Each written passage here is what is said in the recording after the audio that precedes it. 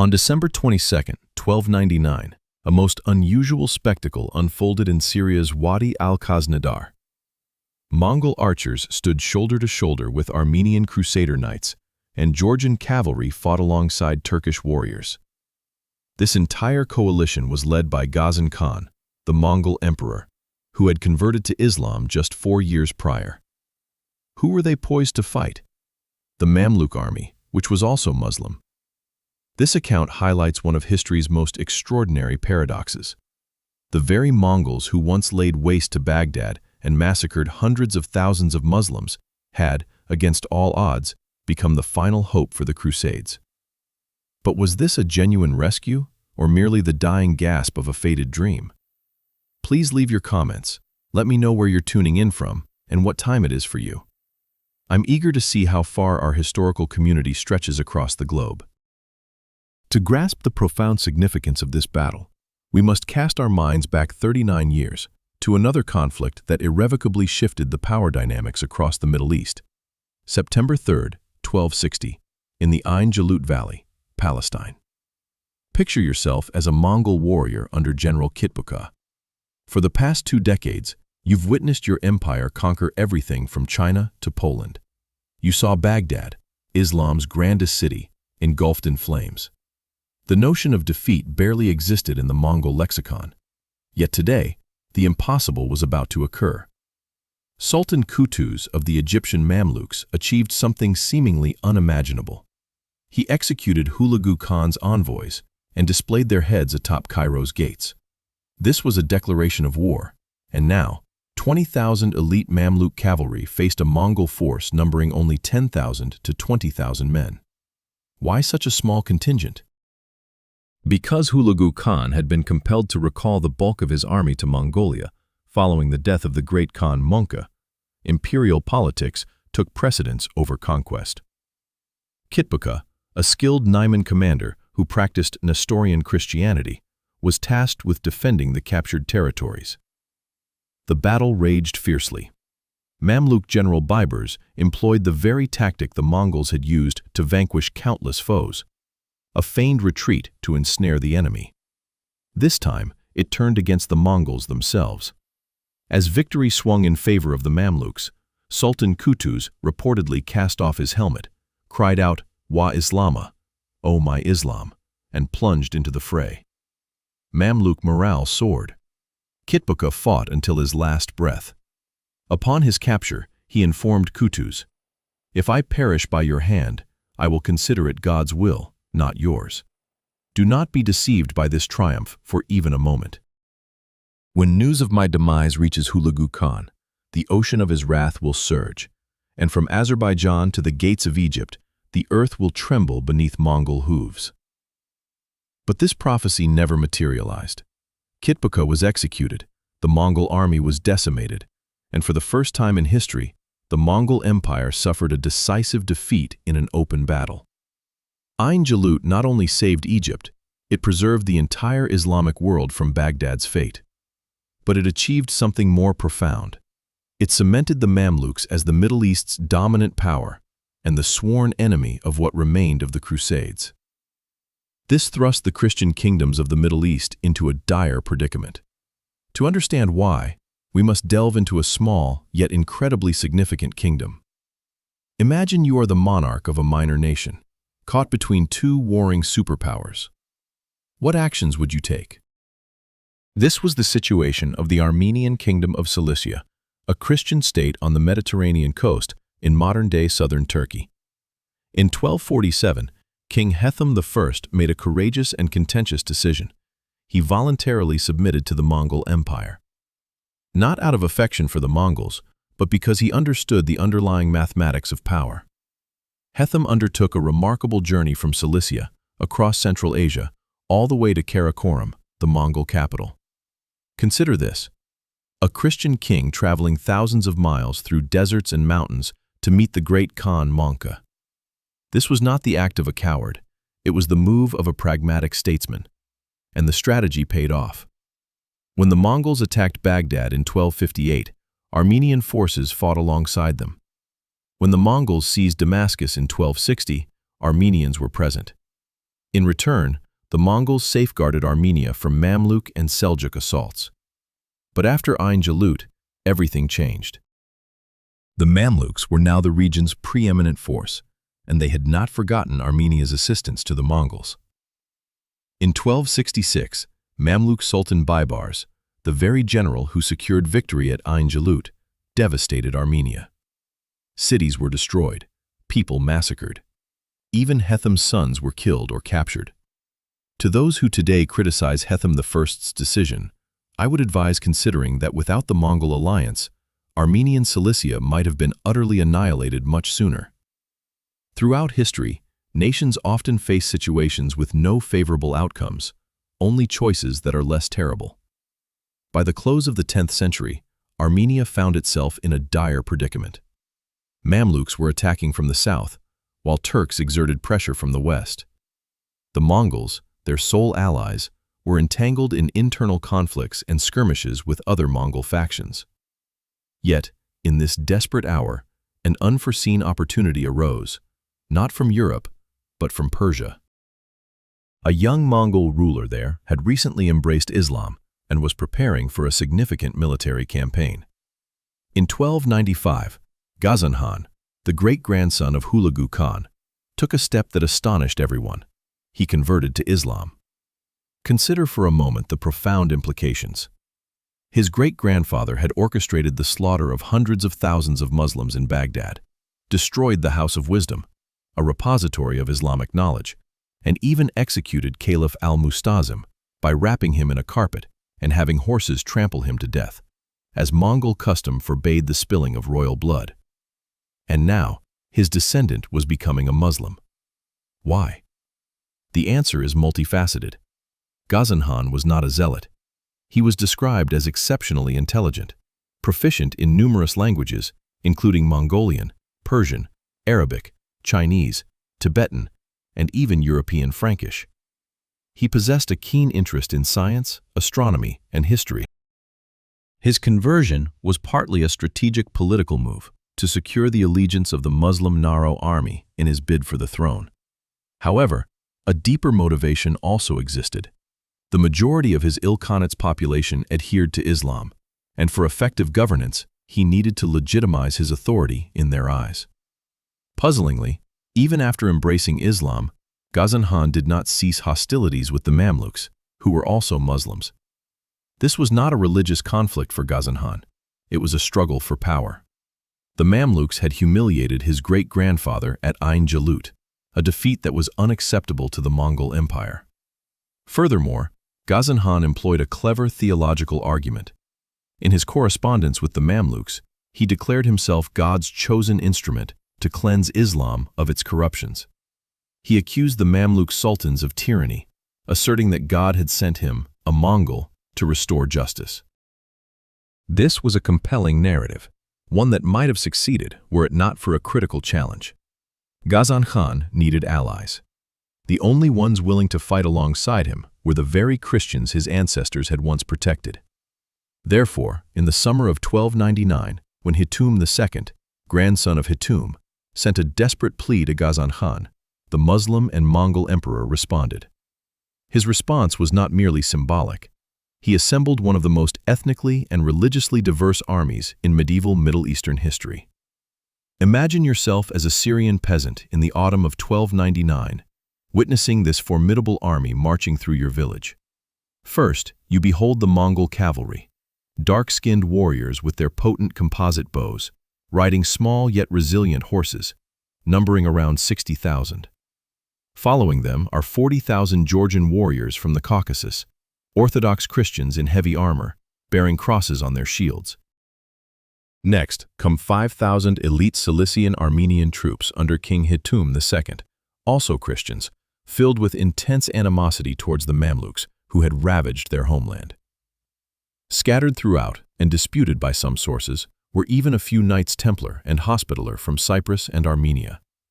All were commanded by Ghazan Khan, the Mongol emperor who had converted to Islam. Their southward march had one explicit objective: to crush the Mamluks and reclaim Syria. For the Christians in this coalition, however, a more profound aspiration existed. They believed, or at least hoped, that by assisting the Mongols in defeating the Mamluks, Jerusalem might return to Christian control. This hope was not unfounded. Ghazan Khan had promised in letters to Europe that if they helped him defeat the Mamluks, he would return Jerusalem to the Christians. It was a pledge reminiscent of those made by previous Mongol emperors, though never fulfilled. Yet, for Armenia, for the surviving Crusaders on Cyprus, and for those who witnessed the fall of Acre, the last Crusader outpost, in 1291, this was their final glimmer of hope. Jacques de Malle, the last Grand Master of the Knights Templar, spent the years from 1299 to 1303 attempting to coordinate efforts with the Mongols. He tried to persuade European monarchs to deploy troops and sought to rally the military orders. In 1300, he even led a small fleet in a raid on the Syrian coast, accompanied by a representative of Ghazan Khan. However, Europe had forgotten the Holy Land. The era of the Crusades had concluded. European kings were preoccupied with their own conflicts, while the Templars and Hospitallers grappled with their own legitimacy and financial crises. Consequently, in December 1299, when Ghazan Khan confronted the Mamluks at Wadi al-Khaznadar, his coalition primarily comprised Mongols, Georgians, and Armenians. Western Crusaders were conspicuously absent. Nevertheless, those who were present were to witness an extraordinary triumph. At 5 a.m. on December 22, 1299, near Homs, Syria, battle was joined. As dawn approached, Mamluk Sultan al-Nasir Muhammad observed the Mongolian coalition army forming ranks before him under the dim sky. He commanded a formidable force of approximately 20,000 to 30,000 Mamluk horsemen, renowned as the most skilled warriors in the Middle East, a group that had routed the Mongols at Ain Jalut 39 years prior. However, this time, the Mongols held the numerical advantage. More critically, this was Ghazan Khan's army, a far cry from the remnants of Kutbuka's forces that the Mamluks had previously faced. With the full arrival of day, battle erupted. True to their cavalry traditions, the Mamluks charged head-on, a perilous maneuver against the Mongols, recognized masters of mounted warfare. Yet, the Mamluks possessed distinct advantages: larger horses, thicker armor, and training superior for close-quarters combat. For the initial hours, the conflict seemed evenly matched. The Mongol troops employed their customary tactics, firing arrows from a distance while in motion, diligently avoiding direct engagement. Despite this, the Mamluks pressed their assault relentlessly, forcing the Mongols to yield ground. Suddenly, the Mamluk right flank, led by commanders Isa Beluwana and Balaban Alabak, found itself under a relentless barrage of Mongol arrows. Hundreds of Mamluk warriors fell within minutes, plunging the area into disarray. It was at this critical juncture that Ghazan Khan signaled a counterattack. The Mongol heavy cavalry, less heralded but equally devastating as their archers, crashed into the now weakened Mamluk flank. Georgian and Armenian forces joined the assault from the sides, and the battle descended into utter chaos. By midday, the core of the Mamluk army began to buckle. Reports of the Mongol breakthrough on the right flank disseminated, though slow to reach other units across the vast battlefield. When the news finally registered, it was too late. Sultan al-Nasir Muhammad issued a retreat order, a wise decision, as staying would have meant certain obliteration. However, the retreat quickly devolved into an unorganized rout. Then, an astonishing turn of events unfolded, illuminating the intricate political landscape of the region. As the Mamluks fled south towards Damascus, they were assailed not only by the Mongols, but also by 12,000 local Maronite and Druze archers. These were Syrian inhabitants, a mix of Christians and Muslims, all harboring deep resentment for Egyptian Mamluk rule. They seized this moment as an opportunity for independence. The Mamluks were chased all the way to Gaza. Damascus fell by late December or early January. A Mongol detachment, under General Muhl, even conducted extensive raids into Palestine. It was then that rumors began to sweep across Europe. Jerusalem liberated. The Holy Land returned to Christian hands, the Crusaders victorious. However, the true situation was far more complex. In early 1300, Europe buzzed with talk of a miracle in the Holy Land. Churches offered prayers of thanksgiving. Merchants envisioned renewed trade routes. Monarchs contemplated sending reinforcements. Yet, the reality in Syria was drastically different. While the Mongols did capture Damascus and defeat the Mamluks, and some Mongol units indeed raided Palestine, the status of Jerusalem remained uncertain. Although some Armenian sources claimed King Hitum II visited Jerusalem, no other accounts, European, Mamluk, or even Mongol, corroborated this. It is highly probable that Jerusalem was never actually occupied. At the time, it was a desolate town of little strategic value. The Mongols were primarily interested in Damascus and Aleppo, cities of real economic and military significance. For Europeans, these details were immaterial. They yearned to believe in a miracle, and for a few brief months, they did. Then, everything unraveled. In February 1300, Ghazan recalled the majority of his army to Persia. Historians debate the reasons. Some contend their horses needed fodder, and Assyria, ravaged by war, couldn't sustain such a massive force. Others suggest Ghazan received intelligence of an invasion from the Chagatai Khanate in Central Asia, necessitating a defense of his eastern borders. Regardless of the cause, the outcome was static. The Mongol army withdrew, leaving behind a small detachment of about 10,000 men under General Mule. The Mamluks, led by adept commanders like Baburs al-Jashnagir, quickly regrouped. In May 1300, they launched a counteroffensive. Mule's small force could not withstand the attack and retreated. Damascus reverted to Mamluk control. Hitum also anticipated Ghazan's return. Ghazan had promised to return in the winter of 1300 to 1301 to invade Egypt, but never materialized. In 1301, the Mongols attempted another campaign, but severe weather thwarted their efforts.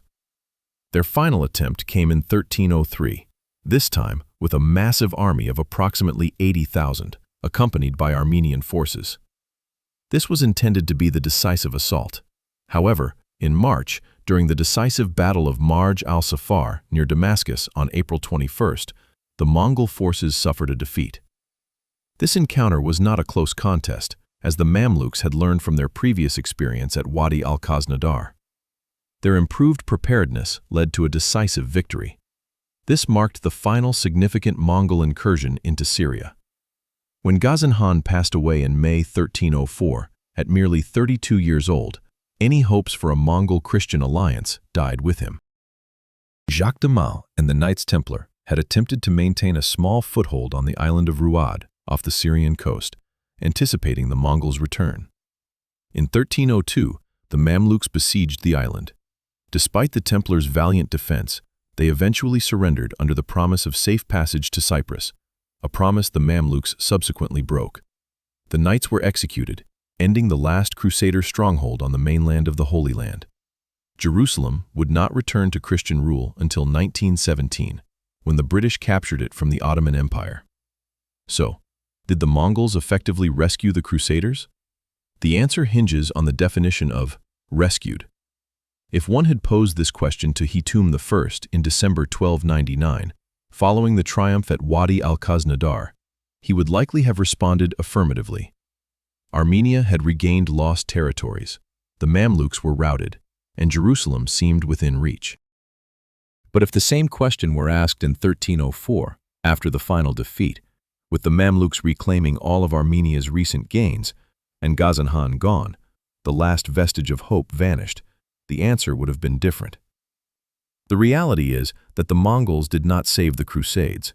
They merely offered a brief flicker of optimism, a fleeting victory, a moment when anything felt possible, which ultimately served only as a postponement of the inevitable.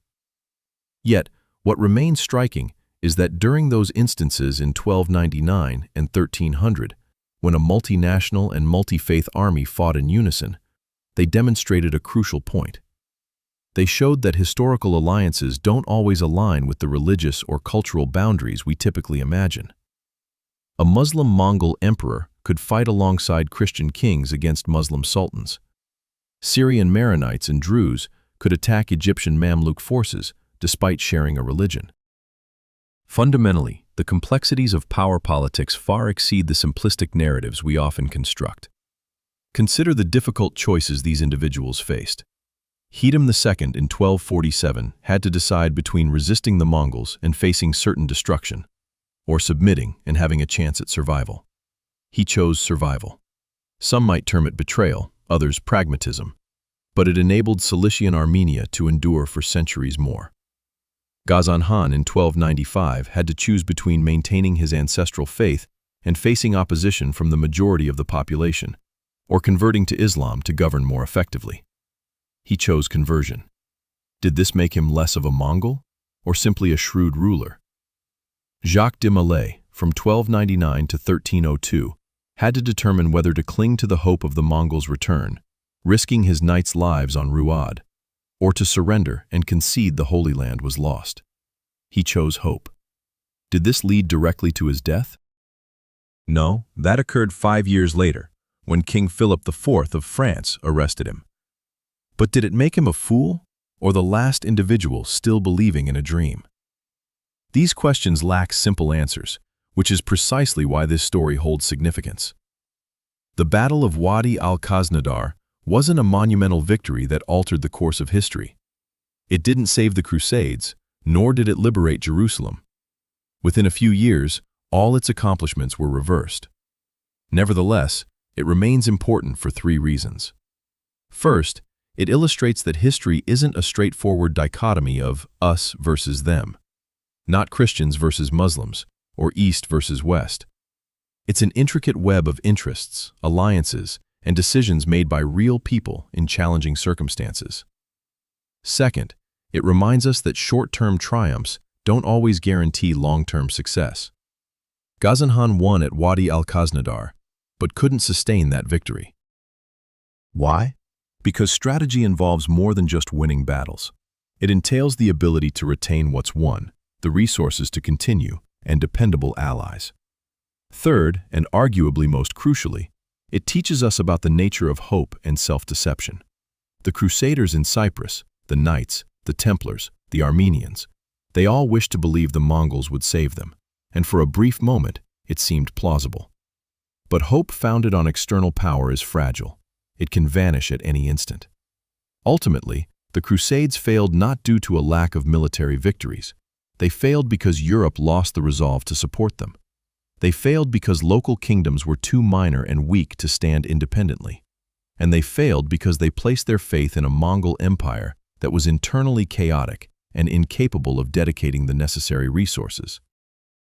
This narrative transcends simple betrayal, cowardice, or mere military failure.